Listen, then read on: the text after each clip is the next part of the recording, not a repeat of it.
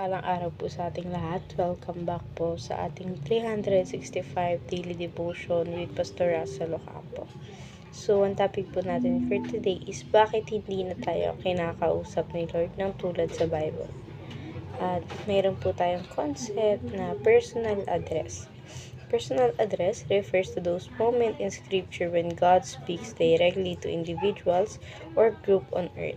These forms of God word show His intimate and intentional communication with His people, calling, commanding, warning, and comforting.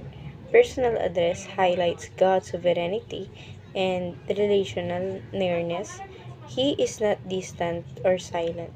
He speaks with authority and love. Though today we don't hear God's audible voice as in the days of Moses or Paul, He still personally addresses us through Scripture by His Spirit, convicting, guiding, and assuring in our daily walk with Him. At may kita po natin ito sa Genesis chapter 12 verse 1. Ang sabi po rito, "The Lord had said to Abraham, Go from your country, your people, and your father's household, to the land that I will show you." Sa Tagalog naman po, sinabi ng Panginoon kay Abraham, umalis ka sa iyong lupain, sa iyong mga kamag-anak, sa bahay ng iyong ama, at pumunta ka sa lupain itinuro ko sa iyo. At ngayon naman po, i-share ko naman po yung mga natutunan ko sa naging topic po natin for today. Simulan po natin sa teaching na may sinabi na, why doesn't God speak us audibility today? First teaching po natin, Jesus is the final revelation of God.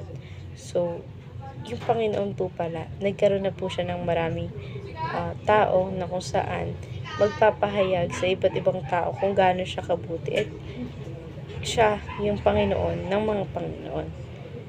And si Jesus na po yung naging kanyang final na pag-asa upang malaman ng mga tao kung gaano siya kabuti at ipahayag sa mga tao kung gaano kabuti ang Panginoon sa buhay natin. Ngayon naman sa second teaching na tayo, we already have the Bible as the Word of God. So, hindi na natin kailangan pang marinig yung boses ng Panginoon sa pangingiusap sa atin. Dahil nandiyan naman na yung Bible upang sa ganun, mabasa natin kung anong pangako sa ating ibinigay ng Panginoon.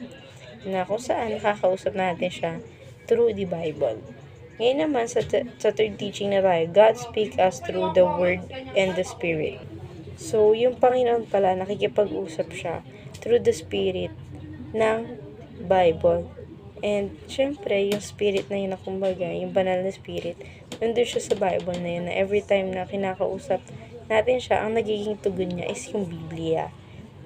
Ngayon naman, dadako na tayo sa ating application. First application, believe in the sufficiency of the Bible. So, maniwala tayo sa kakayahan ng Biblia sa pagpapahayag sa kung ano sa loobin ng Panginoon sa ating mga tao.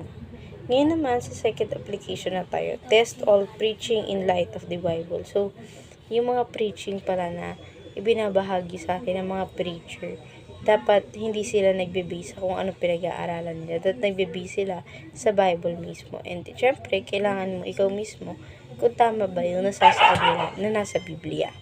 Ngayon naman, sa third application na tayo, ask the Spirit guidance as you study the Word. So, every time na pag ninilay-nilayan natin yung Biblia, manghingi tayo palagi ng guidance sa ating Panginoon upang sa ganun, pasamahan niya tayo sa banal na Espiritu sa pag-aaral ng kanyang mga salita. Ngayon naman, dadako na tayo sa ating last part, which is yung discussion.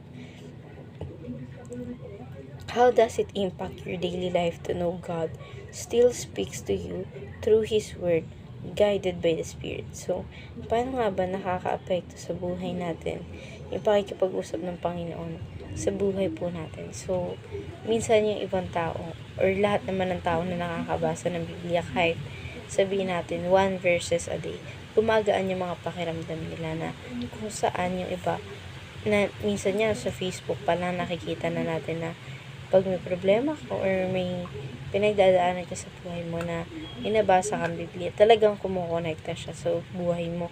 So, ayun yung tinatawag na banal na spirit na kung saan alam ng Panginoon sa kung paano kanya bibigyan ng way upang mas papagaan yung buhay mo. So, ayun lamang po for our today's discussion. Thank you for watching.